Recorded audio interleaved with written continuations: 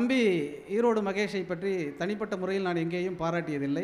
அதற்கு இது ஒரு அற்புதமான ஒரு மேடையாக அமைந்திருக்கிறது. அவர் தனிப்பட்ட ரசிகன் நான்.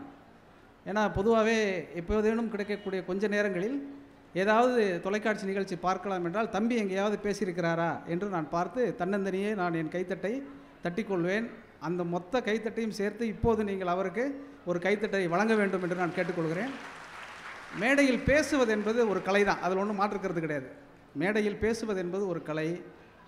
அதைவிட பொறுப்போடு பேசுவது என்பது பெரிய கலை. அந்த கலையில் தம்பி வித்தகனாக இருக்கக்கூடிய அவரை நான் வாழ்த்தி, ரொம்ப அற்புதமான கருத்துக்களை எல்லாம் நிறைய சொன்னார். எனக்கும் கொடுத்துருக்கிற தலைப்பு சும்மா கொடுத்த தலைப்பு தான். அதனால் தலைப்புக்கும் நான் பேச போவதற்கும் சம்பந்தம் இல்லை. என்றாலும் தலைப்பை ஒட்டி கொஞ்சம் பேசிட்டு போனாங்க. கவிஞர் ஏதோ கொஞ்சம் நம்ம கூட்டத்துக்காக யோசிச்சுட்டு வந்தாருங்கிறத நீங்கள் உணர வேண்டும் என்பதற்காக சொல்கிறேன். தம்பி பேசுகிற பொழுது 2 விஷயத்தை ரொம்ப அற்புதமாக சொன்னார். எப்போது வேண்டுமானாலும் தொடங்கலாம், நல்ல அற்புதமான ஒரு தலைப்பு. அது எப்போது வேண்டுமானாலும் என்ன தொடங்கலாம்னா வாசிக்கலாம், நேசிக்கலாம் அப்படின்னு சொன்னார். நம்ம இப்போ அதை பற்றி கொஞ்சம் யோசிக்கலாம். அந்த யோசிக்கிறது தான் இலக்கியம். எனக்கு கொடுத்துருக்க தலைப்பு வந்து இலக்கியத்தில் நேற்றும் இன்றும் அப்படின்னு. நேற்று இருந்தது இலக்கியம், இன்று இருந்தது இலக்கியம். நேற்றுக்கும் இன்றைக்கும் ஒரே மாதிரியாக இலக்கியம் இருக்குது கிடையாது. மகேஷ் பேசின உடனே என்னை மேடையில் கூப்பிடுவாங்கன்னு நினச்சி நான் ரொம்ப சந்தோஷமாக ரெடி ஆகிட்டு இருக்கும்போது குறுக்க உதயகுமார் வந்து 5 நிமிஷம் ஒரு பொண்ணு பேசணும் ஐயா அப்படின்னு அவர் சொன்னார். எனக்கு தெரிஞ்ச நிகழ்வில் அது மரபு கிடையாது. ஆனாலும் அன்பு மகள் சுபிக்ஷா பேசி அந்த பேச்சை கேட்டதற்கு பிறகு இந்த மரபை எல்லாம் நாம் மீறலாம் என்று கூட தோன்றியது. அற்புதமாக இந்த நாகையினுடைய வரலாறை வரிசையாக சொன்னார். இன்னும் ஒரு 5 ஆண்டுகள் 10 ஆண்டுகளில் தமிழகம் முழுக்க பேசக்கூடிய ஒரு சிறுமியாக, ஒரு பெண் பேச்சாளராக ஒரு மாறக்கூடும். அதற்கான வாய்ப்பையும் நாம் ஏற்படுத்தி தான் தர வேண்டும். இன்னொன்று காரணம், இந்த ஊர் மக்களுக்காக தானே இந்த கூட்டம் மொத்தமும் நடக்குது. எந்தெந்த ஊரில் இருந்தால் வந்து நாங்களாம் பேசும்போது அந்த ஊரில் இருக்கிற பிள்ளை பேசுகிறதுல தப்பே கிடையாது. அதனால் பேசலாம். ஆனால் என்ன செய்யலாம் என்றால், நிகழ்ச்சியின் முன்னதாக அவரை பேச வைக்க வேண்டும். நிகழ்ச்சியின் முன்னதாக பேச வைக்கிற பொழுது அவர்களுக்கு இன்னும் கூடுதலான பயிற்சியும் நேரமும் கிடைக்கும். அப்போ இன்னும் சிறப்பாக அவர்கள் பேசுவதற்கான ஒரு வாய்ப்பு ஏற்படும். என்றாலும் கூட உன்னை நான் மனதார வாயார வாழ்த்துகிறேன். நீடு வாழ்க. தம்பி பேசுகிற பொழுது நிறைய விஷயத்தை சொன்னார். மகள் பேசுகிற பொழுதும் நிறைய விஷயங்களை குட்டி குட்டியாக நாகையினுடைய சிறப்புகளை எல்லாம் சொல்லிக்கிட்டே வந்தாங்க. எனக்கு நாகப்பட்டினம்னா எனக்கு ஒரு பாட்டு ஞாபகத்துக்கு வரும். என்னென்னா, இந்த நாகப்பட்டினம் ஒரு சோறு போடாத ஊர். இந்த அக்கா சாப்பாட்டுக்காக ஏஞ்சி போனாங்கன்னு சொன்னீங்களா, ஒரு 8 பேர் ஒரு குடும்பம் கிளம்பி போச்சுல்ல, சாப்பிட போகிற குடும்பம் தான் அது. இது இன்றைக்கி கிளம்பி போனதில்லை, ரொம்ப வருஷமாகவே சாப்பாட்டுக்கு கிளம்பி போன குடும்பம் நாகப்பட்டினத்தில் இருக்குது. அது கவி காலமேக புலவர் அப்படிங்கிற ஒருத்தர் வந்து இந்த ஊருக்கு வந்திருக்கிறார். புலமை எப்படி வந்திருப்பான்? பசியோடு தானே வந்திருப்பான் நம்மள மாதிரி. அப்படி வரும்பொழுது யார் என்னையான்னு கேட்டிருக்காங்க. என் பேர் காலமேகம், நான் சிலைடையில் ரொம்ப சிறப்பாக பாட்டெல்லாம் எழுதுவேன் அப்படின்னோடனே, என்னப்பா என்ன வேணும் அப்படின்னோடனே, என்ன உங்கள் ஊரில் என்ன கேட்டுற போனோம், சாப்பாடு போடுங்கன்னு கேட்க இவங்க காக்க வச்சுருக்கானுங்க. காக்க வச்சு சாப்பாடை கடைசி வரைக்கும் போடவே இல்லை. டென்ஷன் ஆகி கவி காலமேகம் என்ன பண்ணிட்டாப்லன்னா ஒரு பாட்டு எழுதியிருக்கிறார். எனக்கு சின்ன வயசில் நாகப்பட்டினம்னா தெரிஞ்ச நாகைன்னு இலக்கியத்துக்குள் வரக்கூடிய ஒரு தனிப்பாடலில் ஒரு பாட்டு இருக்குது. அந்த பாட்டு நீங்கள் எல்லாருக்கும் தெரிஞ்சிருக்கலாம். இருந்தாலும் நான் ஒரு தடவை சொல்கிறேன். அது கத்தும் கடல் சூழ் நாகை காத்தன் தன் சத்திரத்தில் அத்தமிக்கும் போது அரிசி வரும். கத்தும் கடல் சூழ் நாகை காத்தன் தன் சத்திரத்தில் அத்தமிக்கும் போது அரிசி வரும். குத்தி உலையிலிட ஊர் அடங்கும். ஓர் அகப்பை அன்னம் இலையிலிட வெள்ளி எழும் அப்படின்னு போட்டான். என்ன சொல்கிறான்னா, நீங்கள் எப்போ சோறாக்கி போடுறது அதுக்குள்ளே இந்த ஊர் மக்கள்லாம் மொத்த பேரும் தூங்கிடுவான். அதுக்கப்புறம் நீ ஆக்கிட்டு வந்த சோறை பரிமாறதுக்குள்ளேயும் விடிஞ்சே போயிருண்டாங்கிறது தான் அவர் எழுதின பாட்டு.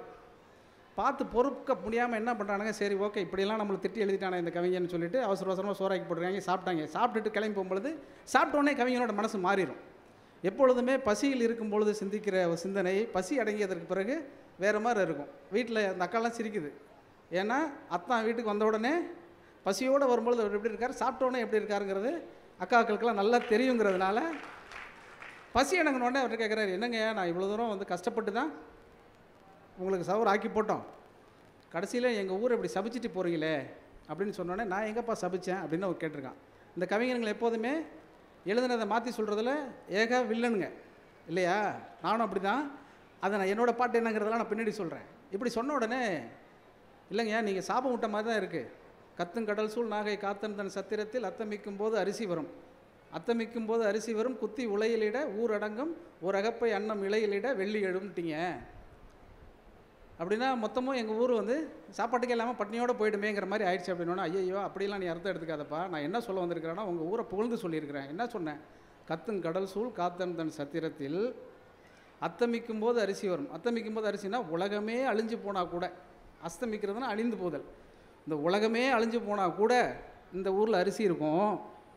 அதை குத்தி அவங்க உலையில் இட்டாங்கனாக்கா இந்த ஊர் மக்களுடைய மொத்த பசியும் அடங்கும். அதை சாப்பிட்டு முடிக்கிறதுக்குள்ளே வெள்ளி எழுங்கிறது. அந்த சாதம் அவங்க வடித்து இலையில கொட்டுகிற பொழுது இருக்கக்கூடிய அந்த வெண்மை நிறம் இருக்கு இல்லையா, அது வெள்ளி போல் இருக்கும்னு சொன்னேன் அப்படின்னு சொல்லி ஏமாற்றிட்டு அன்னைக்கு அந்த கவிங்க சாப்பிட்டுட்டு கிளம்பி போயிருக்கிறான். ஆனாலும் உளவுகுடியாக உழுகுடியாக பிறந்த நாம் எல்லோரும் வந்தவருக்கெல்லாம் சோறை ஆக்கி போட்டு நாகப்பட்டினத்து மக்கள் இன்னமும் உழுகுடியினுடைய பெருமையை பேசி கொண்டிருக்கிறவர்களாக இருக்கிறீர்கள் என்பது இருக்கு இல்லையா, அதற்காகவும் தான் இந்த கூட்டம் நடத்தப்படுகிறது. ரொம்ப முக்கியமான ஒன்று. தம்பி பேசுகிற பொழுது படி படி படி என்று நிறைய விஷயங்கள் சொல்லிக்கிட்டு இருந்தார். பொதுவாக இலக்கியம்னா என்ன? இவ்வளோ நிறைய புத்தகங்கள் இருக்குது. நீங்கள் ஒரு சுற்று இந்த புத்தக கண்காட்சிக்குள் போயிட்டு திரும்பி வருகிற பொழுது ஏதோ இலக்கியங்கிறாங்க, அறிவியலுங்கிறாங்க, விஞ்ஞானங்கிறாங்க, தத்துவங்கிறாங்க, அரசியலுங்கிறாங்க, எதையோ பேசுகிறாங்க இல்லையா. இலக்கியம்னா என்ன? நீடாமங்கலத்தை தாண்டி, இந்த சாலைமங்கலத்திலேருந்து நீடாமங்கலத்தை தாண்டி வருகிற பொழுது தமிழின் சிறுகதை எழுத்தாளர்களின் முன்னோடியாக இருந்த ஒருவர், தமிழ் புதுக்கவிதை முன்னோடி என்று சொல்லக்கூடிய, தமிழ் புதுக்கவிதையின் தந்தை என்று சொல்லக்கூடிய நா. பிச்சமூர்த்தியுடைய நினைவு எனக்கு வந்தது. அவர் கவிதையை பற்றி, இலக்கியத்தை பற்றி ஒரு வார்த்தை சொல்லியிருக்கிறார். இலக்கியத்தை பற்றி என்னென்னா வேறு எதுவுமே விளக்கம் கிடையாது. இலக்கியத்திற்கு வரையறுத்து சொல்லக்கூடிய இலக்கணங்கள் எதுவுமே இல்லை. ஆனால் அவர் கொஞ்சம் போல் சிந்தித்திருக்கிறார். என்ன சொல்கிறார்னா, சொல்லை கொண்டே சொல்லில்லாத நிலையை காட்டுவது தான் இலக்கியம். சொல்லை கொண்டே சொல்லில்லாத நிலையை காட்டுவது தான் இலக்கியம் அப்படின்னு சொல்லி 2 தடவை பாஸ் விட்டோம்னா நீங்கள் எல்லோரும் கை தட்டணும்னு அர்த்தம். கை தட்டுறதுக்கு என்ன அர்த்தம்னா, நான் அதை புரிஞ்சுக்கிட்டேன்னு அர்த்தம். இந்த கை தட்டுற நேரத்துக்குள்ளே உள்வாங்கி கொண்ட செய்தியை உங்கள் மனதுக்குள் பதித்து கொள்ளுங்கள் என்று அர்த்தம். சொல்லை கொண்டே சொல்லில்லாத நிலையை காட்டுவது தான் இலக்கியம் அப்படின்னு சொல்லிட்டார். சரிங்க, சொல்லில்லாத நிலையை காட்டுவதுன்னா என்ன அப்படின்னா, ரொம்ப சந்தோஷமாக இருக்கும் பொழுது நம்மளால் பேசவே முடியாது, ரொம்ப சோகமாக இருக்கும்போது நம்மளால் பேச முடியாது. அந்த சொல்லில்லாத நிலைன்னு இருக்கு இல்லையா, அதுதான் அது. அப்போது உச்சமான சந்தோஷமும் உச்சமான சோகத்தையும் உணர்வதற்கு உங்களுக்கு இலக்கியம் காட்டிடும். அது எப்படி காட்டுங்கிறது மட்டும் நான் சின்ன சின்ன 2-3 கதைகள் மூலமாக உங்களுக்கு நான் சொல்கிறேன். நிறைய சினிமாவுக்கு பாட்டு எழுதுகிற போதெல்லாம் அந்த சுச்சுவேஷன்ஸ் எல்லாம் நிறைய சொல்லுவாங்க. இந்த கதைகளெல்லாம் நான் எப்படி புரிஞ்சுக்கிட்டு பாட்டு எழுதுறது இருக்குது. இப்போ குறிப்பாக இந்த சூரரை போற்றில் வந்து கையிலே ஆகாசம் கொண்டு வந்த ஓம்பாசன்னு ஒரு பாட்டு இருக்குது. இப்போ ஜெய்பீமில் வந்து மண்ணிலே ஈரம் உண்டு பாட்டு இருக்குது. அசுரனில் வந்து எல்லிவாயப்புக்குள்ளேயே இருக்குது. இப்படி நிறைய பாட்டு இருக்குது. நான் ஒரு 2000 சினிமா பாட்டு எழுதியிருக்கிறேன். ஆனால் இந்த சினிமா பாட்டு எல்லாமே நான் எப்படி புரிந்து கொண்டு எழுதுகிறேங்கிறதுக்கு ரொம்ப முக்கியம் இல்லை. அதற்கு காரணம் புத்தகங்கள் தான். ஆனால் புத்தகங்களை படிப்பதனாலே அது வந்துடாது. அந்த புத்தகங்களை எப்படி உள்வாங்கிக் கொள்கிறோம் என்பது ரொம்ப முக்கியமானது. எப்படி உள்வாங்கிக்கிறது? ஒரே ஒரு விஷயம் சொல்கிறேன், ஒரு 2 கதை சொல்கிறேன். இலக்கியம் என்பது சொல்லை கொண்டே சொல்லில்லாத நிலையை காட்டுவது தான் இலக்கியம்னு அவர் சொல்லிட்டார். இதே மாதிரி நிறைய கருத்துக்கள் இருக்குது. அழகை பற்றிய ஒரு கருத்து இருக்குது. உங்கள் முகம் சிவப்பாகணுமா அப்படின்னா ஒரு க்ரீம் வைக்கிறான். அந்த க்ரீமை வாங்கி பூசினா நம்ம எல்லோரும் சிவப்பாயிரும். ஏன்க்கா நீ சிரிக்கிற, நீ வெள்ளையாக தான் ஏற்கனவே இருக்கிற. அப்போது க்ரீமை தடவிட்டால் நம்ம சிவப்பாயிரோன்னு சொல்கிறோம்ல, அந்த அழகை ஒரு கார்ப்பரேட் நமக்குள்ளே திணிக்கிறான். என்னென்னா, அழகு என்பது வெண்மையாக இருப்பது. நான் கருப்பாக இருப்பதற்காக ஒருபோதும் வருத்தப்பட்டதே கிடையாது. ரொம்ப பெருமிதமாக இருந்திருக்கிறேன். ஆனால் இந்த பெருமிதத்தை எனக்கு கொடுத்தது ஒரு கதை. அந்த கதை யார் எழுதுனதுங்கிறத நான் பின்னாடி சொல்கிறேன். ஒரு கதை நீங்கள் எல்லோரும் கவனமாக கேட்க வேண்டும். இந்த கதையை கவனமாக கேட்டு உங்களுக்கு தெரிந்த எல்லோரும் யாரெல்லாம் போய் அந்த வெண்ணிற கிருமிகளை வாங்குகிறார்களோ அவர்களுக்கெல்லாம் சொல்லுங்கள். ஒரு கதை, அது ரொம்ப முக்கியமான ஒரு கதை. ஏன்னா நீங்களுமா க்ரீமு, நீங்கள் சிரிக்கிறத பார்த்தா நீங்களும் போடுறீங்க போல இருக்க. 24 சிகப்பளவு க்ரீம் அதெல்லாம் இல்லை. ஒரு போர் வீரன், அந்த போர் வீரன் என்ன பண்ணுறான், களத்தில் போரிடுகிற பொழுது, நாட்டுக்காக போரிடுகிற பொழுது அவன் முகம் சிதைந்து விடுகிறது. முகம் கண்ணாபுரான்னு கிழிஞ்சிருது. அப்போ இராணுவ அதிகாரி என்ன சொல்கிறாரு, அவனுக்கு உடனே சிகிச்சையெல்லாம் அளித்து அவன் உயிரை எப்படியாவது காப்பாற்றி விட வேண்டும்ங்கிறதுக்காக உயிரை காப்பாற்றி ஒரு மருத்துவமனையில் வச்சு சிகிச்சையெல்லாம் கொடுத்துட்டு, உனக்கு ஒரு உடல் முழுமையாக தேறுகிற வரைக்கும் நீ விடுப்பு எடுத்துக்க அப்படின்னு சொல்கிறாங்க. முகமெல்லாம் முழுக்க கட்டு போட்டிருக்கு, கை கால் எல்லா இடத்துலையும் கட்டு. இப்போ முகத்தை கட்டு பிரிக்கிறாங்க, முகம் முழுக்க தையல், கண்ணாடியை கொண்டு வந்து காட்டுறாங்க. காட்டின உடனே இவன் பார்க்குறான், அது அவனாகவே இல்லை. இது யார் அப்படின்னு அவன் கேட்குறான். ஏன்னா அவன் பார்த்த முகம் அவனிடத்தில் இல்லை. இவன் என்ன பண்ணுறதுனே தெரியல. இந்த முகம் இனிமேல் சரியாகவே ஆகாது. அவன் அழகாக இருந்ததாக நம்பிக்கொண்டிருந்த அந்த முகம் அலங்கோலமாகி விட்டது. இப்போ என்ன பண்ணுறது அப்படின்னு தெரியலன்னா அவனுக்கு ஒரே ஒரு ஆசை இருக்குது. இந்த முகம் நமக்கே தெரியல, இது நம்ம முகம்தான் அப்படிங்கிறது நமக்கே இல்லாமல் போயிடுச்சு. நம்ம பெத்தவ இருப்பாள் வீட்டில், அவள் இந்த முகத்தை பார்த்து அடையாளம் கண்டுபிடிச்சிட்டா நம்ம ஓரளவு பரவாயில்ல அப்படின்னு நினச்சிக்கலான்னு சொல்லிட்டு மெல்ல தயங்கி தயங்கி வீட்டுக்கு போகிறான். வீட்டுக்கு போன உடனே பெத்த தாய் பார்த்த உடனே சொல்லிடணும் இல்லையா? அந்த அம்மா போன உடனே தம்பி நீ யாருன்னு கேட்டுருது. தம்பி நீ யாருன்னு கேட்ட உடனே இவனுக்கு இருந்த கொஞ்சோண்டு உயிரும் மொத்தமாக போயிடுச்சு. ஏன்னா பெத்த தாயே தன்னை பார்த்து அடையாளம் தெரியாத அளவுக்கு தன் முகம் சிதைந்து இருக்கிறது. அதை பார்த்து ரொம்ப வருத்தப்பட்டு போய், நான் வந்து உங்கள் பையனோட வேலை பார்க்குற உங்கள் பையனோட ஃப்ரெண்டுமா, உங்கள் பையனோட தோழன், நான் இராணுவத்தில் எனக்கு விடுப்பு கொடுத்துருந்தாங்க, ஊருக்கு போனால் அம்மாவை பார்த்துட்டு வான்னு சொன்னான், அதனால் உங்களை பார்க்க வந்திருக்கேன்னு அவன் சொல்கிறான். அப்படியாப்பா, சரிப்பா, பண்ணி தங்கிக்க அப்படின்னு சொல்கிறாங்க. தங்கிக்கேன்னு சொல்கிறாங்க. அங்கே இருக்கிறான், ஒரு நாள் இருக்கிறான், மறாவது நாள் திருப்பி கிளம்பி வர்றான். கிளம்பி வர்றதுக்கு முன்னாடி அந்த அம்மாவை பார்த்து கேட்குறான், அம்மா ஒரே ஒரு செய்தி, உங்கள் பையன் வந்து இராணுவத்தில் இருக்கான் இல்லையா? இவன் தான் அவன் பையன், ஆனால் அவன் சொல்கிறான் இராணுவத்தில் இருக்கான் இல்லையா, அவன் வந்து அவனுக்கு ஒரு சிநேகிதி இருக்காமே, அவள் இப்போ எப்படி இருக்கான்னு கேட்டு வர சொன்னான் அப்படின்னு கேட்குறான். நல்லா இருக்கான்னு சொல்லுப்பா அப்படின்னு சொல்கிறாங்க. மகந்த மனசோர்வோடு மனசோகத்தோடு கிளம்பி இங்கேருந்து திருப்பி அந்த இராணுவ முகாமுக்கே போயிடுறான். போன உடனே போய் கொஞ்ச நாளில் ஒரு கடிதம் வருது. எனக்கு என்னவோ சந்தேகமாக இருக்கிறது, என் வீட்டுக்கு உன் பெயரை சொல்லிக்கொண்டு நண்பனாக ஒருவன் வந்தான்னு அவன் மகனுக்கு அம்மா எழுதுகிறாங்க கடிதம். நண்பனாக வந்தாங்க, எனக்கு என்னமோ சந்தேகமாக இருக்கிறது, வந்தது நீயாகத்தான் இருக்குமோ என்று நினைக்கிறேன் அப்படின்னு எழுதுகிறாங்க. எழுதினோடனே இவனுக்கு வந்து ஆச்சரியமாக போயிடுது. அம்மா நம்மளை கண்டுபிடிச்சிட்டா, ஆனால் அவளும் சொல்லிக்கல, நம்மளும் சொல்லிக்கல. இவன் உடனே ஒரு கடிதம் போட்டு நேராக வாங்கம்மான்னு கடிதம் எழுதிடுறான். ஆமாம் வந்தது நான் தாங்கிற மாதிரி ஒத்துக்கிறான். ஒத்துக்கிற பிறகு அவங்க ஒரு நாள் கிளம்பி அந்த முகாமுக்கு வர்றாங்க. முகாமுக்கு வந்த உடனே முதல் கேள்வி கேட்பான்ல, எப்படிம்மா கண்டுபிடிச்சேன்னு. அப்போ எப்படிப்பா கண்டுபிடிச்சேன்னு கூட அந்த அம்மா அவனோட சிநேகிதியும் கூட்டிகிட்டு வரான். 2 பேரும் வர்றாங்க. 2 பேரும் வரும்பொழுது முதலில் அந்த அம்மாட்ட கேட்குறான், எப்படிம்மா என்னை நீ கண்டுபிடிச்ச அப்படின்னு கேட்குறான். அதுக்கு முன்னாடி உன்னோட தோழி கூட வந்திருக்காடா, அவள்கிட்ட கேளு அப்படின்னு ஒரு கேள்வி கேட்குறான். அவகிட்ட அவன் முதல் கேள்வி கேட்குறான், அவன் ரொம்ப நாளாக காதலிச்சிக்கிட்டு இருக்கான் இல்லையா, இப்போவும் என்னை காதலிக்கிறியான்னு அவன் கேட்குறான். அவனோட பிரச்சனை என்ன, இப்போவும் என்னை காதலிக்கிறியான்னு கேட்குறான். அவள் சொல்கிறா, இப்போது இல்லை, எப்போதும் உன்னை காதலிக்கிறேன்னு சொல்கிறான். இவனுக்கு அதெல்லாம் கூட பிரச்சனை இல்லை, ஏன்னா அது என்ன இருந்தாலும் தான் நேசித்த பெண்ணு, என்னவாக இருந்தாலும் காதலுக்காக அந்த பெண் விட்டு கொடுக்கலாம். ஆனால் அம்மா எப்படி நம்மளை கண்டுபிடிச்சா அப்படிங்கும் பொழுது அந்த கதையில் கொண்டு வந்து முடிப்பார். அம்மாட்ட கேட்குறான், எப்படிம்மா? இல்லைப்பா, நீ என் பையனோட ஃப்ரெண்டுன்னு சொல்லிட்டு வீட்டுக்கு வந்த, நீ நைட்டு தூங்கியிருந்த, அப்போ காலில் போட்டிருந்தில்ல ஷூ, அப்போ காலுறை உன்னோட சாக்ஸ் இருக்கு இல்லையா, அது கொஞ்சம் அழுக்காக இருந்துச்சு, எடுத்து துவைக்க போனப்பா, துவைக்கும் பொழுது என் பையனோட வாசம் அதில் அடிச்சிச்சு, அதை வச்சு கண்டுபிடிச்சேன் அப்படின்னு சொல்லுவான். ஒரு தாயனுடைய நேசம் என்பதும் ஒரு காதலியினுடைய நேசம் என்பதும் அதுதான். இது எப்படி நமக்கு புரிஞ்சிக்க முடியும் அப்படின்னா, அந்த வாசத்தை நீங்கள் உணர வேண்டும் என்றால் புத்தக வாசத்தை நுகர வேண்டும். அப்போ தான் நீங்கள் நிச்சயமாக இதை வந்து உள்வாங்கிக் கொள்ள முடியும். நிறைய சின்ன சின்ன சின்ன குட்டி குட்டி கதைகளாக, சின்ன சின்ன கவிதைகளாக எனக்கு தெரிந்த நிறைய விஷயங்கள் இந்த உணர்வை சொல்லுகிற பொழுது அழகு என்றால் என்னவென்பதற்கு நான் எனக்கு ஒரு புரிதல் வந்துடுது இல்லையா? அந்த புரிதலில் இருந்து பாடல் எழுதுவது தான். இப்போது ஒரு வழக்கமாக சுச்சுவேஷன் சொல்லும்போது நிறைய கற்பனைகளாக சொல்லுவாங்க, இப்படி இருக்கணும் சார், அப்படி இருக்கணும் சார், அப்படிலாம் சொல்லுவாங்க. எனக்கு வந்து எளிய மனிதர்களுடைய சந்தோஷங்கள் என்னென்னு பார்த்து பார்த்து எழுதணும்னு ஆசைப்படுவேன். அப்படி ஒரு நாள் ஒரு பல்லவி எழுதணும் அப்படின்னு சொல்லிட்டு ஒரு பாட்டு வந்தது. அது மிகப்பெரிய வெற்றி அடைஞ்சிச்சு. திருடா திருடின்னு ஒரு படம், அதில் மன்மதராசா அப்படின்னு சொல்லிட்டு ஒரு பாட்டு. அந்த பாட்டை பற்றிலாம் நிறைய தம்பிக்கிட்ட சொல்லிட்டு கூட இருந்தேன் நான். அந்த பாட்டு வந்த சமயத்தில் மயிலாடுதுறை ஏவிசி கல்லூரியில் போயிருந்தேன். இப்போ அந்த முதல்வர் இருந்திருக்கும், இப்போ ரிட்டையர்ட் ஆகிருப்பார்னு நினைக்கிறேன். ஏன்னா அந்த பசங்க கூப்பிட்டுருந்தாங்க, இளந்துவதுன்னு ஒரு பத்திரிக்கை நடத்தினாங்க. அந்த கூட்டத்துக்காக என்னை கூட்டு போயிருந்தாங்க.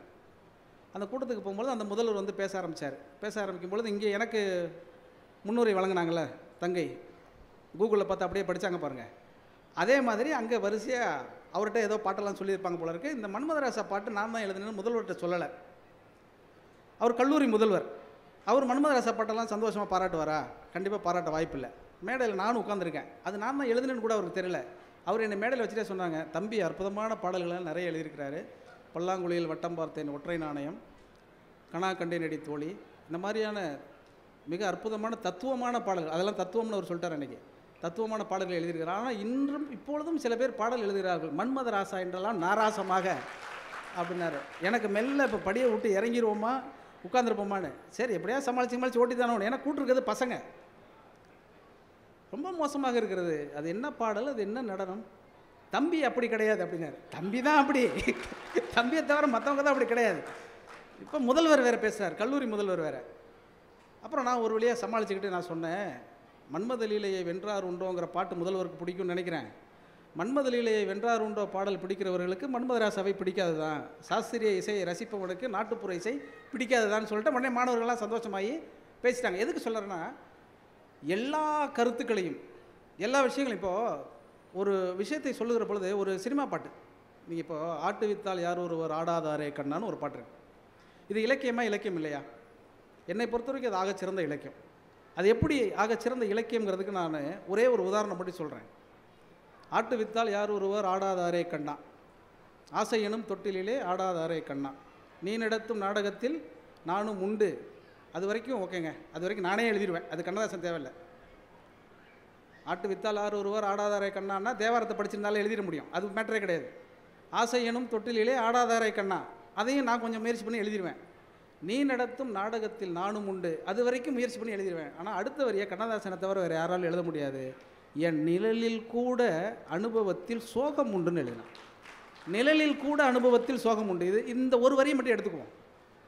நிழலில் கூட அனுபவத்தில் சோகம் உண்டு. நீங்கள் சினிமா பாட்டு கேளுங்க, இலக்கிய புத்தகம் படிங்க, எது வேணாலும் படிங்க. ஆனால் நீங்கள் யோசித்து பாருங்கள், ஒருத்தர் திடீர்னு தம்பி எங்கே அந்த பூ போட்ட சட்டை கிளம்பிட்டானா, அநேகமாக அந்த பையன் மிகச்சிறந்த காதலில் இருக்கிறான்னு அர்த்தம். ஏன்னா அவன் நடைய வச்சு நான் கண்டுபிடிச்சிட்டேன், பேச்சு வந்து கண்டுபிடிச்சிட்டேன். லவ் பண்ணுறவங்க ஒரு நடை நடப்பாங்க, பார்த்துருக்கீங்களா? சோகமாக இருக்கும்போது ஒரு நடை இருக்கும். அது மாதிரி உங்கள் நிழலில் கூட, என் நிழலில் கூட அனுபவத்தின் சோகம் உண்டு. இது திரும்ப திரும்பி நான் பல தடவை யோசித்து பார்த்துருக்கேன். எங்கே இருந்துடா இவர் எடுத்துருப்பார்? இது எங்கே இருந்து இந்த மாதிரியான ஒரு ஒரு ஒரு விஷுவல், ஒரு காட்சி, ஒரு படிமம் வந்து எங்கேருந்து கிடைச்சிருக்கும் அப்படின்னா இலக்கியத்திலிருந்து தான் அவருக்கு கிடைத்திருக்கும். இது எங்கேருந்து கிடைத்திருக்க கூடும்னு நான் யோசித்து பார்க்கும் பொழுது அகநானூரில் 208வது ஒரு பாட்டு இருக்குது. அந்த பாட்டு வந்து எல்லாருக்கும் தெரிந்திருக்கக்கூடும், தெரியலன்னா நீங்கள் போய் தெரிஞ்சுக்கங்க. அதுக்காக தானே வந்திருக்கிறோம். அதனால் எல்லாமே தெரிஞ்சுக்கிட்டு வரணும்னு அவசியம் இல்லை. நானும் முழுசாக சொல்ல மாட்டேன், ஏன்னா அப்போ தான் நீங்கள் போய் தெரிஞ்சுக்குவீங்க. அந்த பரணர் எழுதின ஒரு பாட்டு. அந்த பாட்டு என்ன சொல்லணும்னா, ஆயனன் அப்படிங்கிற ஒரு மன்னனை பற்றின ஒரு பாட்டு. தன்னுடைய நண்பன், ஆருயிர் நண்பன் நன்னனுக்காக மிஞ்சிலி அப்படிங்கிற ஒரு மன்னனோட போட்டியிட்டு போர்க்களத்தில் வீழ்ந்து கிடக்கிறான்.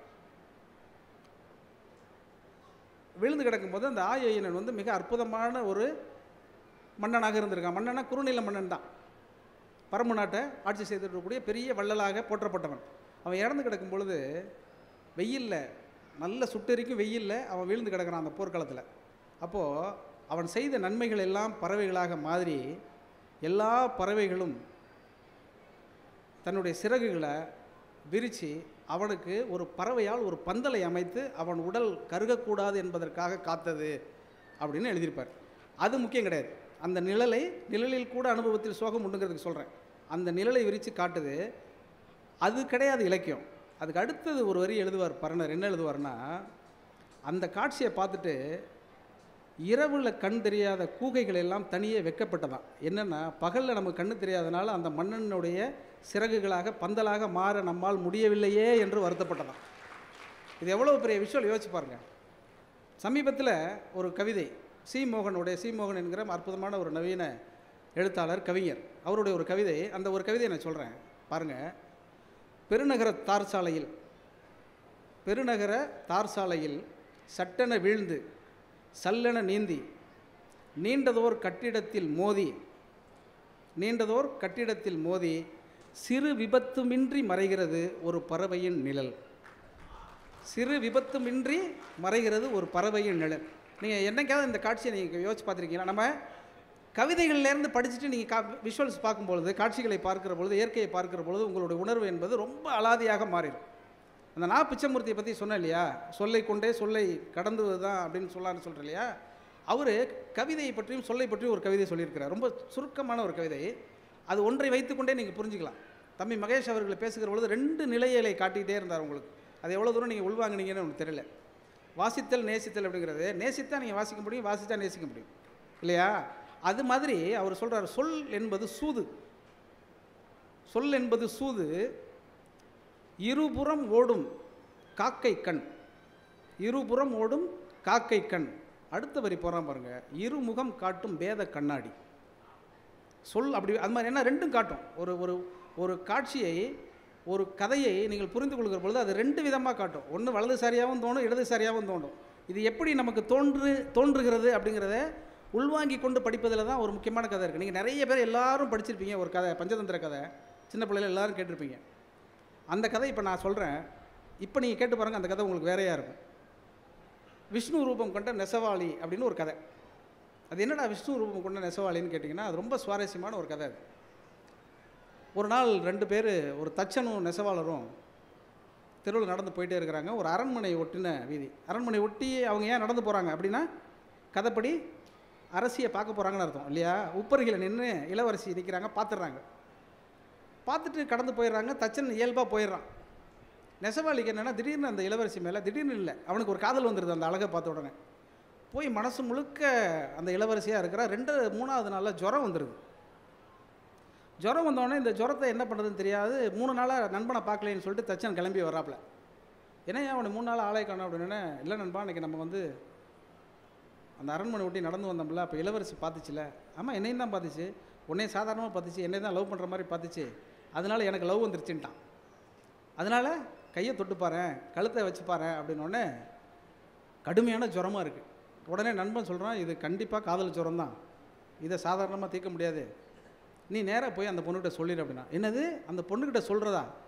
இந்த நாட்டையே ஆட்சி செய்யக்கூடிய ஒரு அரசனுடைய மகளை, அந்த ஊரிலே ஒதுக்குப்புறமாக இருக்கக்கூடிய ஒரு நெசவாளி இளைஞன், அதுவும் முழுசாக நெசவு செய்யாத ஒரு இளைஞன் வந்து காதலிப்பதா? அதெல்லாம் ரொம்ப பிரச்சனையாயிடும்.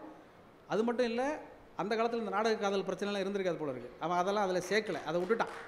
அதனால் அதெல்லாம் ரொம்ப சிக்கலாயிரும், வேணாங்க அப்படின்னு சொல்லிட்டான். இல்லைப்பா அப்படின்னு சொன்ன உடனே, இல்லை இல்லை, என்னால் முடியும், உன் காதலுக்கு உதவ முடியும். அவன் நாடோடிகள், அந்த காலத்தில் நாடோடிகள் படம்லாம் பார்த்துருப்பாங்க போல இருக்குது. நான் வந்து செய்கிறேன் அப்படின்னோடனே, என்னன்னு சொன்னோன்னே, நான் 2 நாளில் வரேன்னு சொல்லிட்டு நேராக போய் ஒரு கருட வாகனத்தில் மரத்தால் செஞ்சு கொண்டு வந்து கொடுக்குறான். அந்த கருட வாகனத்தை கொண்டு வந்து கொடுத்த உடனே சொல்கிறான், இந்த கருட வாகனத்தில் நீ ஏறினா இளவரசி இருக்கக்கூடிய அறைக்கே போயிடலாங்கிறான். என்ன, நீ சாதாரணமாக ஒரு மரத்தில் கொண்டு வந்து இதை செஞ்சுட்டு? இல்லை, எனக்கு சாஸ்திர சம்பிரதாயங்கள் எல்லாமே, சூத்திரங்கள் எல்லாம் தெரியும், அதெல்லாம் இந்த மரத்து மேலே ஏற்றிருக்கேன். நம்மளை எப்படியெல்லாம் ஏமாத்துறாங்க பாருங்கள். சாஸ்திர சூத்திரங்கள் எல்லாம் மரத்துலேயும் கல்லுலையும் ஏற்றிடுவாங்க. ஏற்றிட்டா அதுக்கு இயங்கமாக வச்சிடும். உடனே அவன் சொல்கிறான், அதனால் இதில் நீ ஏறி உட்காந்துட்டீங்கன்னா நேராக வந்து அரசி இருக்கிற அறைக்கே போயிடலான்றான். அதே மாதிரி உட்காடுறான், அரசி இருக்கிற அறைக்கே அவன் போயிடுறான். போகும்பொழுதே என்ன ஆயிடுறான், சாதாரணமாக இருந்த நெசவாளி விஷ்ணு ரூபத்துக்கு மாறிடுறான். அரசியோட அரங்கத்துக்குள்ளே, அரசியோட அறைக்குள்ளே நுழைகிற போதே அவன் விஷ்ணு ரூபத்துக்கு போயிடறான். என்ன திடீர்னு சம்மந்தமே இல்லாமல் விஷ்ணு நம்ம ரூமுக்கு வராருன்னு சொல்லிட்டு அரசகுமாரிக்கு ஏகப்பட்ட குழப்பம், பிரச்சனை. போன உடனே, என்னங்க நீங்கள் வந்துட்டீங்க அப்படின்னு சொல்லிட்டு கையெடுத்தெல்லாம் கும்பிடுது. ஒரு சாதாரண மனுஷ பெண்ணை தேடி மேலோகத்திலேருந்து விஷ்ணுவே வந்துட்டீங்களே அப்படின்னு அந்த அம்மா பதறி போயிடுது. பதறி போகிறோன்னே அவர் சொல்கிறாரு, இல்லை இல்லை, உன்னை தப்பாக அனுப்பிச்சிட்டாங்க, நீ மேலே இருக்க வேண்டிய ஆள் தான், ஏதோ இந்த பிறப்பு அடிப்படையில் உன்னை அனுப்ப வேண்டிய இடத்துல டக்குன்னு உன்னை அனுப்பிவிட்டாங்க, அதனால் கீழோகத்தை வந்துட்டு நீ உன்னை திருப்பி மேலே கூட்டு போகிறதுக்கு தான் நான் இப்போ வந்திருக்கிறேன் அப்படின்னு சொன்ன உடனே, ஐயோ இந்த மாதிரி ஒரு பேர் பெற்றுட்டேனா அப்படின்னு சொல்லிட்டு சாதாரண இந்த பொண்ணு தன்னை விஷ்ணுவனுடைய மனைவியாக கருத ஆரம்பிச்சிடுறாங்க அந்த அம்மா. 2 பேரும் சேர்ந்துடுறாங்க. இந்த செய்தி ஊர் பூரா தெரிஞ்சிருது. முதல்ல அங்கே இருக்கிற பெண்களுக்கெல்லாம் தெரிஞ்சிருச்சு. உடனே ஓடி போய் அரசர்கிட்ட தகவல் சொல்கிறாங்க, இந்த மாதிரி தெரியுங்களா, அவங்க ரூமுக்குள்ளே ஒருத்தன் வந்துட்டான், அரசியும் அவனும் ஒன்றா இருந்துட்டாங்க, இதை ஊர் மக்கள்லாம் பார்த்துட்டாங்க, அதனால் பெரிய பிரச்சனையாக இருக்குது, இதை ஏதாவது தீர்த்து வைக்கணும் அப்படின்னு சொன்னோடனே அவருக்கு உடனே மண்டை வெடிச்சிருச்சு. ஆம்பளைங்களுக்கு எப்போதுமே மண்டை வெடிச்சோன்னா என்ன செய்வாங்க, ஓடி போய் வீட்டில் இருக்க பொம்பளைங்க தான் அடிப்பாங்க இல்லையா.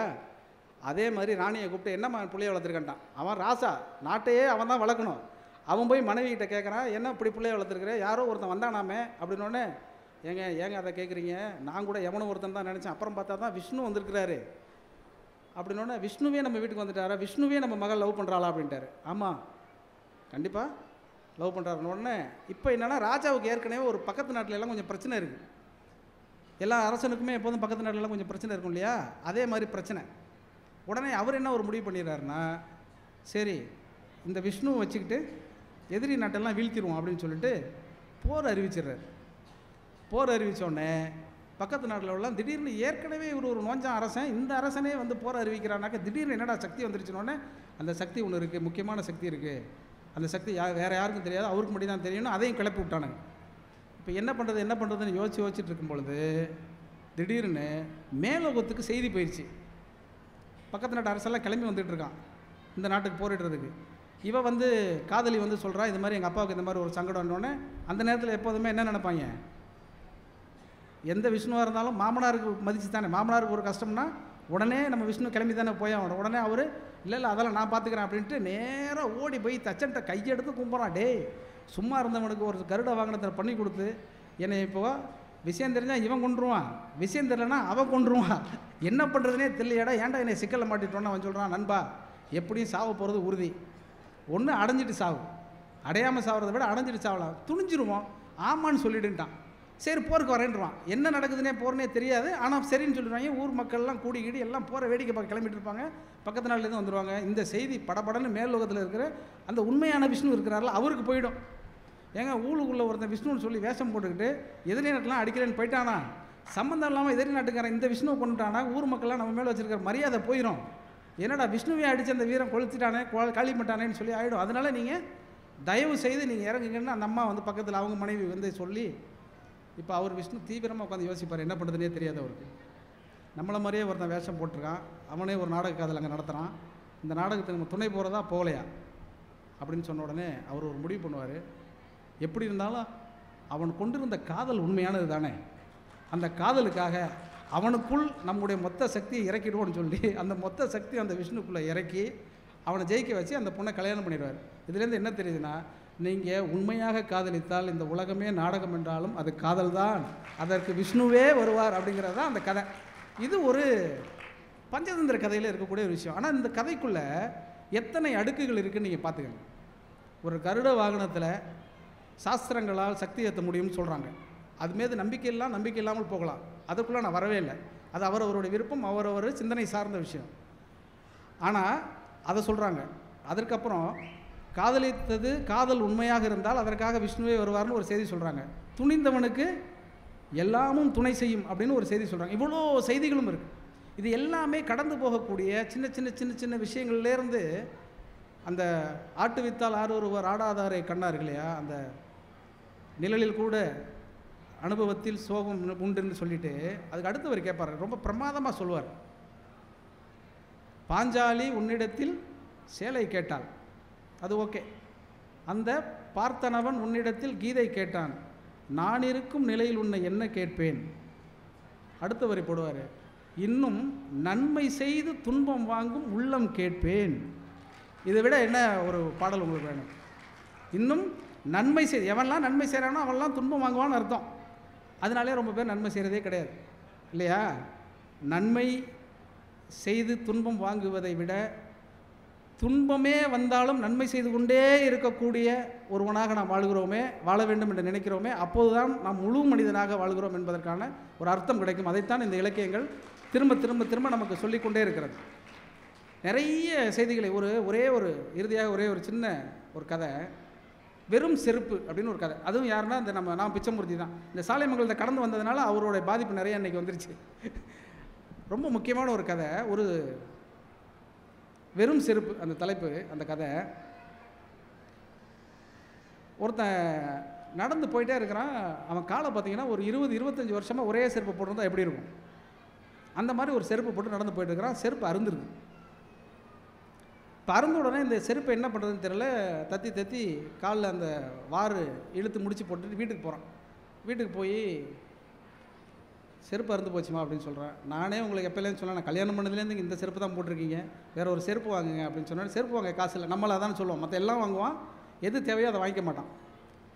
செருப்பு வாங்கிக்கங்க அப்படின்னோடனே அந்த அம்மா உடனே செருவாட்டு காசெல்லாம் கொண்டு வந்து கொடுத்து நீங்கள் வாங்கிக்கங்க அப்படின்னு சொல்லி கொண்டு வந்து கொடுப்போம். உடனே போய் அவர் ஒரு புது செருப்பு வாங்கி போட்டுக்கிட்டு திருப்பி வருவார். அந்த செருப்பு போட்டு வரும்பொழுதே பிரமாதமாக சந்தோஷமாக இருக்கும் அவருக்கு. நிழலில் கூட சோகம் உண்டுன்னு சொல்லலை, அந்த மாதிரி நிழலில் கூட இன்பம் உண்டுங்கிற மாதிரி சந்தோஷம் உண்டுங்கிற மாதிரி நடந்து வந்துடுறான். வீட்டுக்கு வரான். ஏங்க செய்தி கேள்விப்பட்டீங்களா அப்படின்னு கேட்குறான் மனைவி. இல்லைங்க, உங்கள் ஆஃபீஸில் இருந்து ஒருத்தர் வந்து சொல்லிட்டு போனார், உங்கள் க்ளோஸ் ஃப்ரெண்டு செத்து போயிட்டாரா அப்படின்னோடனே இவனுக்கு நம்பவே முடியல. 2-3 நாளைக்கு முன்னாடி தானே வேறு ஒரு கல்யாணத்தில் 2 பேர் சந்தித்து பேசிகிட்டு இருந்தோம். இறந்து போகிறதுக்கு வாய்ப்பே கிடையாது, அவருக்கு நோய் நொடி எதுவுமே கிடையாது. அப்படியா சொன்னாங்க அப்படின்னு சொல்லிட்டு நண்பன் ஒருத்தனுக்கு திருப்பி போய் கேட்குறான். நண்பன், ஆமாப்பா உண்மைதான், உன் மனைவி சொன்னது உண்மை தான், நாங்கள் தான் செய்தி சொல்லி அனுப்பிச்சோம், நீ வந்துட்டு நம்ம 2 பேரும் போயிட்டு வந்துடலாம் அப்படின்னு சொல்கிறாங்க. இப்போ அவனுக்கு என்னென்னா, நம்ம புது செருப்பு வாங்கி போட்ட அன்றைக்கி நண்பன் செத்து போயிட்டானே, அப்போனா அந்த செருப்பு ராசி இல்லாத செருப்பு அப்படின்னு யோசிக்கிறான். இப்போ பிரச்சனை, துக்க வீட்டுக்கு போய் துக்கம் விசாரிக்கணும். இப்போ புது செருப்பு போட்டு போகிறதா பழைய செருப்பு போட்டு போகிறதா? நண்பன் செத்து போன வீட்டுக்கு புது செருப்பு போட்டு போனால் பார்க்குறவன் என்ன நினைப்பான் அப்படின்னு சொல்லிட்டு அந்த ரப்பர் கட்டினர் செருப்பையே திருப்பி போட்டுக்கிட்டு நண்பனோட போகிறான். ட்ரெயினில் போகிறான். 2 பேரும் போயிட்டு இருக்கும்போது ரொம்ப சோகமாகவே இருக்கான். இவன் நண்பன் செத்த சோகத்தை விட பழைய செருப்பு மறுபடியும் போடுற நிலைமைக்கு ஆயிட்டமேங்கிற வருத்தம் உள்ளுக்குள்ளே இருக்குது. அதை அவர் எழுதியிருக்க மாட்டார், நான் சொல்கிறேன். அந்த மாதிரியாக விவரிச்சிருப்பார் அவர். இப்போ ட்ரெயினில் போயிட்டே இருக்கும்போது அந்த செருப்பையே பார்த்துட்டு உட்காந்துருப்பான். தலை குனிஞ்சா கீழே உட்காந்தோடனே நண்பன் கேட்பான், அவரோட துக்கம் உனக்கு இவ்வளோ பாதிச்சிருச்சுல அப்படின்னோடனே, இல்லை உனக்கு மட்டும் பாதிக்கலையா அப்படின்னு இவர் கேட்குறாரு. 2 பேரும் ரொம்ப பரஸ்பரமாக அந்த நண்பனை பற்றி நினைவுகள்லாம் பேசிட்டே வரும்பொழுது இந்த காலை வச்சு இப்படி தேய்ச்சிக்கிட்டே ட்ரெயின்லலாம் அப்படி ஆட்டிகிட்டே போகும்பொழுது செருப்பு ஏற்கனவே கட்டு போட்டிருக்காங்க, அது திருப்பி பிஞ்சிருச்சு. உடனே அந்த செருப்பை கையில் எடுத்து வச்சு யோசிச்சு பார்க்குறான். என்ன நண்பான்னு கேட்குறான். இல்லை உன்ட்ட ஏதாவது ஊக்கு இருந்தால் கூட இந்த செருப்பை நான் போட்டுக்கிறேன் அப்படின்னு சொல்கிறான். அந்த செருப்பு இவனை பார்த்து கேள்வி கேட்குதான், நீ எல்லாம் ஒரு மனுஷனா? ஏற்கனவே ஒரு செருப்பு வாங்கிட்டு வந்திருக்க, சரி அந்த செருப்பை போட்டுட்டு போயிட்டு வீட்டுக்கு தூரமாக எங்கேயாவது எடுத்து வச்சுட்டு துக்க வீட்டு கேட்டு வந்திருக்கலாமே, அதை விட்டுட்டு என்ன ஏன்டா ஏற்கனவே நானே பிஞ்சு போயிருக்கிறேன் என்ன போட்டு வந்திருக்கேன் அப்படின்னு சொல்லி அந்த செருப்பு இவனை பார்த்து திட்டுற மாதிரியெல்லாம் அந்த விவரணைகள் போயிட்டே இருக்கும். அது மிச்சம் கிடையாது. அப்புறம் செருப்பை அந்த ஊக்கை வாங்கி மாட்டிக்கிட்டு திருப்பி அந்த துக்க வீட்டில் போய் விசாரிச்சுட்டு வரும்பொழுது பார்த்துக்கிட்டு திரும்பி வருவான். திருப்பி ட்ரெயினில் ஏறி திருப்பி ஊருக்கு வருவாங்க. அப்போ சாலிமங்கலம் ட்ரெயின் தான் வந்து இறங்கியிருப்பாங்கன்னு நினைக்கிறேன். அப்போ இறங்கும் பொழுது அந்த நண்பன் பார்க்குறான், அவன் போட்டிருந்த பழைய செருப்பு இல்லை. என்ன நண்பா, அந்த செருப்பை வந்து நானே சொன்னேன் நீ தூக்கி போட்டுருன்னு சொன்னேன், போடாமல் போட்டுக்கிட்டே வந்தேன், வீட்டு வரைக்கும் போயிட்டு திரும்பி வந்த பிறகு இப்போ இறங்கி பார்த்தா அவன் செருப்பை காணாமே, தொலைச்சிட்டியான்னு கேட்டான். கிழிஞ்ச செருப்பு தொலைச்சா என்ன, தொலைக்கலன்னா என்ன? அவன் சொல்கிறான், இல்லை நான் ட்ரெயின்லேயே விட்டுட்டேன் அப்படின்னு சொன்னான். மனைவி சொல்லி கேட்காதவன், மற்றவர்கள் சொல்லி கேட்காதவன், நண்பன் சொல்லி கேட்காதவன், யார் சொல்லியும் கேட்காதவன் திடீரென்று எப்படி செருப்பை விட்டான் அப்படின்னா, அவன் சொல்கிறான், எல்லாம் இருந்தும் ஒரு நல்ல செருப்பை போடக்கூட முடியாமல் அவன் போயிட்டான். இந்த பிஞ்ச செருப்பை போடலாமா வேணாமல் நான் இன்னும் எவ்வளோ நாளைக்கு யோசிச்சுட்டு இருக்கிறதுன்னு விட்டுட்டு வந்துட்டேன் அப்படிங்கிறதோடு அந்த கதை முடியாது. கடைசியில் 2 வரி எழுதுவார். ஆம், இந்த உடல் என்பதும் வெறும் செருப்பு தான். உயிர் என்கிற வழிப்போக்கன் எப்போது வேண்டுமானாலும் கலட்டி விட்டு போகலாம். உயிர் என்கிற வழிப்போக்கன் எப்போது வேண்டுமானாலும் கலட்டி விட்டு போகலாம், யாரால் தடுக்க முடியும் அப்படின்னு அந்த கதையை முடிச்சிருப்பார். இது வெறும் செருப்புக்கு சொன்னதில்லை, அது உங்கள் வாழ்க்கைக்கு சொன்னது. சின்ன சின்ன எளிய விஷயங்களில் கூட வாழ்க்கையினுடைய அற்புதமான நுட்பங்களை தொட்டுவிட முடியும் என்பதற்கு நிறைய விஷயங்கள். தம்பி வந்து மாடர்ன் தேட்டர்ஸை பற்றிலாம் நிறைய சம்பவங்களை சொன்னார். எனக்கு ஒரே ஒரு சம்பவம் வந்தது நினைவுக்கு, ரொம்ப ஆச்சரியகரமான ஒரு சம்பவம். ஸ்ரீ ஆண்டாள்னு சொல்லிட்டு ஒரு படம், சேலம் வேலுச்சாமி கவி அப்படின்னு ஒரு கவிஞர், அவர் தான் வந்து அந்த படத்தோட இயக்குனர்.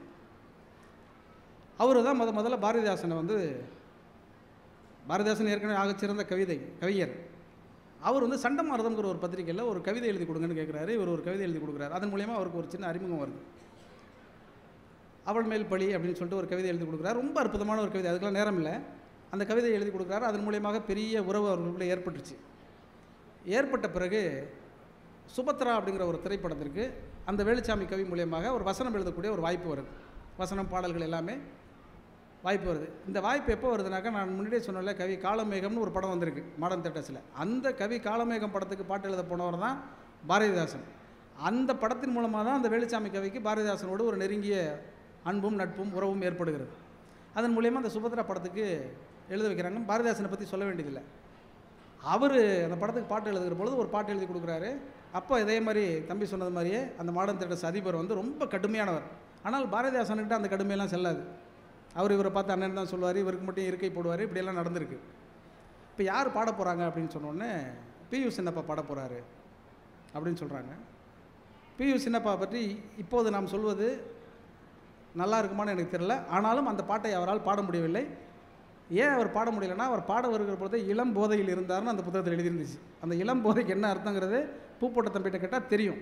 பட் தம்பி கிளம்பிருச்சு, அதனால் தெரில. அந்த இளம் போதையில் அவர் பாட போய் பெரிய பிரச்சனையாகி நின்று போச்சு அந்த பாட்டு.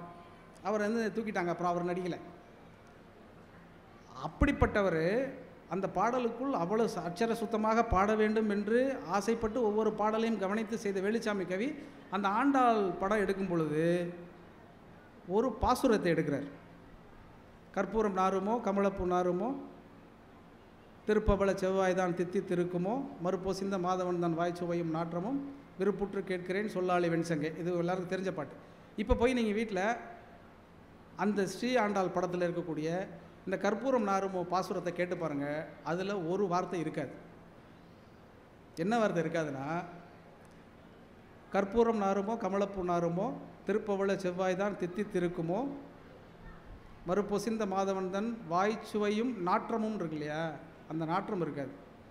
மறுப்பொசிந்த மாதவன் தன் வாய்ச்சுவையும் பரிமளமும், விருப்புற்று கேட்கிறேன் சொல்லாளி வெண்சங்கே அப்படின்னு வரும். அது ஏன் அந்த மாற்றிருக்காங்க அப்படிங்கிறது யூஆர் ஜீவரத்னம் அவர்கள் பாடி ரொம்ப அற்புதமான ஒரு பாட்டு. நீங்கள் அதுவும் இன்றைக்கி போனோடனே நீங்கள் எல்லோரும் கையில் இருக்கிற காணொலியில் நீங்கள் பார்த்துருவீங்கன்னு எனக்கு தெரியும். அந்த பாட்டை நீங்கள் கேட்டு பார்த்தீங்கன்னா அதி அற்புதமாக இருக்கிறது. ஆனால் வாய்ச்சுவையும் நாற்றமுங்கிற இடத்துல ஏன் பரிமளம்னு மாறி இருக்குன்னு நீங்கள் போய் யோசித்து பார்த்தீர்கள் என்றால் இலக்கியம் எவ்வளவு காலத்திற்கு காலம் மாறிக்கொண்டே வந்திருக்கிறது அப்படின்னு புரியும். நாற்றம் என்றால் நறுமணம் என்பது தான் அர்த்தமாக இருந்தது.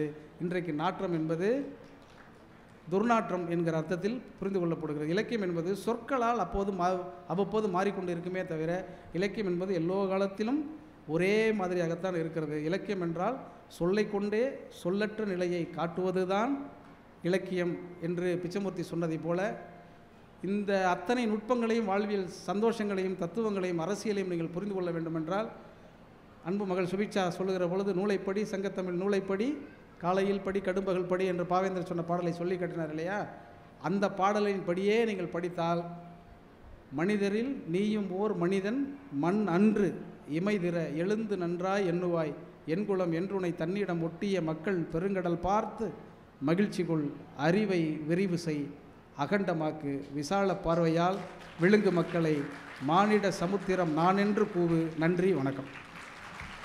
இந்த தகவல் உங்களுக்கு பிடிச்சிருந்தா லைக் பண்ணுங்க, உங்க ஃப்ரெண்ட்ஸுக்கு ஷேர் பண்ணுங்க, மறக்காம எங்க சேனலுக்கு சப்ஸ்கிரைப் பண்ணுங்க.